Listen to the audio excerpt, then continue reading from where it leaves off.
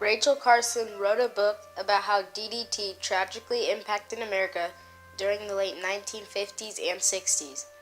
During that time, many species suffered, including the environment and us humans. Triumphantly, Carson's book encouraged others to put down DDT to save our species, the environment, and others.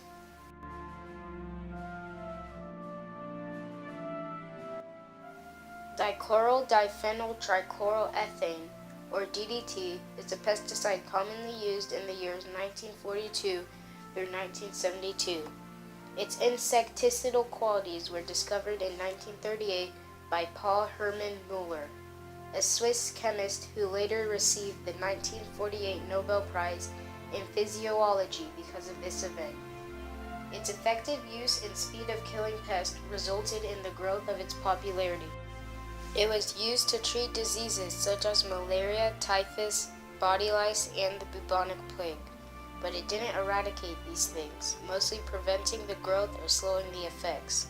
However, where there is good, there is also bad. DDT wasn't a threat until it was made a pesticide.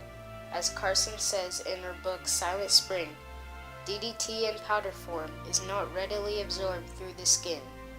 Dissolved in oil as it usually is, DDT is definitely toxic. The constant use of DDT on pests was weakening, due to this pest slowly getting genetically resistant, and this is only the beginning of DDT's tragedy. Farmers used DDT in their crops to eliminate pests. Although it worked, the constant use overflowed into streams or water sources and caused water contamination. This led to humans getting contaminated with DDT. Many health problems started to arise, like liver damage, development delay, cancer, vomiting, tremors, shakiness, seizures, and even death.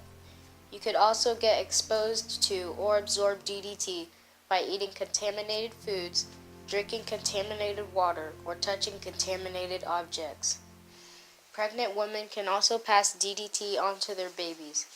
According to the study in Finland, mothers with high levels of the pesticide DDT in their blood during pregnancy are more likely to bear children who develop autism. They found out after testing over 1 million pregnant women, 1,300 children had been diagnosed with autism, and most of the children's mothers had high concentrations of DDT in their blood. DDT also affected the environment.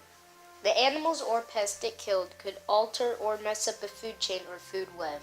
This could lead to some species becoming endangered, or even worse, extinct. The peregrine falcon is one of the many examples. The DDT affected the amount of calcium they produce, thus making thin eggshells, which makes them easier to crack or break, reducing their population.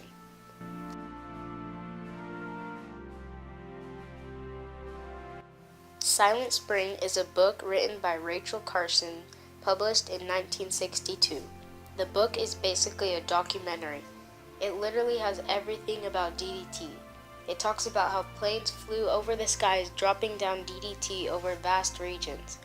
It talks about how the sudden death of thousands of fish in streams and ponds, and how it was alarming and dramatic, yet unknown and mysterious. DDT has even been found in Oklahoma. As in Rachel Carson's book, it says, the Oklahoma Wildlife Conservation Department stated in 1961 that reports of fish losses in farm ponds and small lakes had been coming in at the rate of at least one a week, and that such reports were increasing.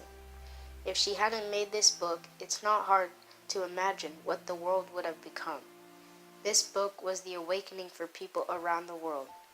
It brought out the bad and somewhat good in DDT. Sadly, she died 2 years after, on April 14, 1964, from a heart attack, and couldn't see the impact it made on America and the world. Although there is a lot of bad things about DDT, this book helped shine on the positive.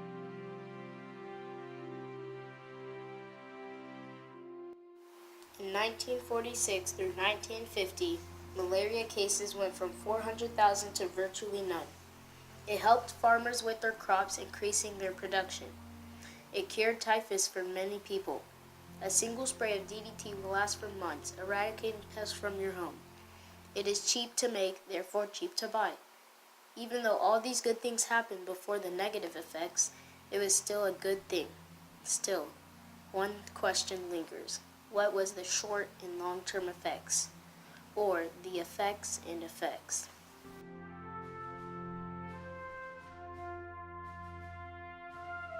The effects of DDT on humans' nervous systems went away after exposure to the DDT stopped, which would usually be associated with breathing in DDT particles or contact with DDT. DDT's effect on fish and other aquatic life is highly toxic. It affected their heart and brain and other systems, sometimes causing them to die.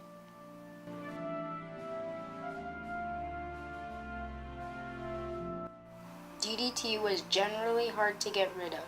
It accumulated in fatty tissues and took a long time to break down, even less than the breakdown product dichloryl diphenyl dichloroethylene, or DDE, a common breakdown product usually formed from the loss of hydrogen chloride, is even harder to get rid of due to the fact that it is fat soluble, which means it is rarely pushed out of the body, and the longer it stays, the more it can build off of from the body's chemical atoms.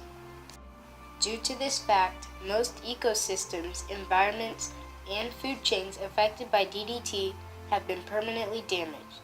There aren't really any short-term impacts from DDT because it is hard to get rid of.